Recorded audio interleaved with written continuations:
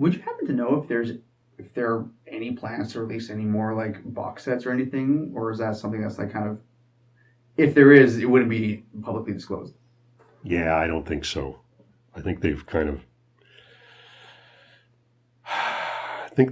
scraped the bottom of the barrel on this a lot. I think the only thing they have left is lots and lots of live recordings. Mm-hmm. So there is the possibility of more live stuff. I think some kind of live in utero tour thing could exist because there's some pretty good recordings. A lot of them have been bootlegged.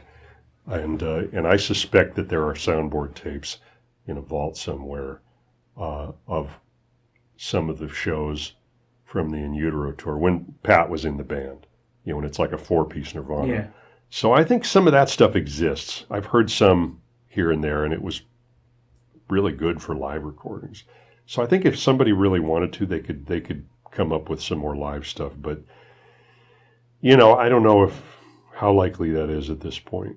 What's going to happen is there's going to be like a 20-year anniversary of this or a 30-year anniversary of that.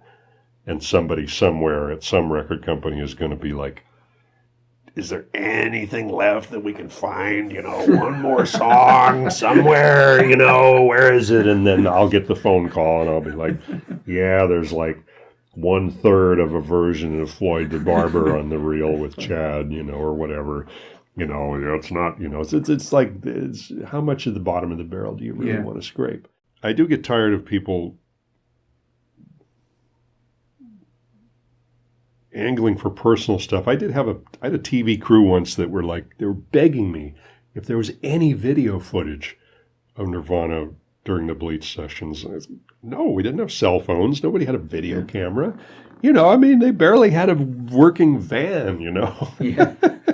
There's a lot of still pictures. They're all in the Bleach reissue has a lot of still photos that appeared, which are great. There is also a version of Hairspray Queen with Chad Channing that exists somewhere.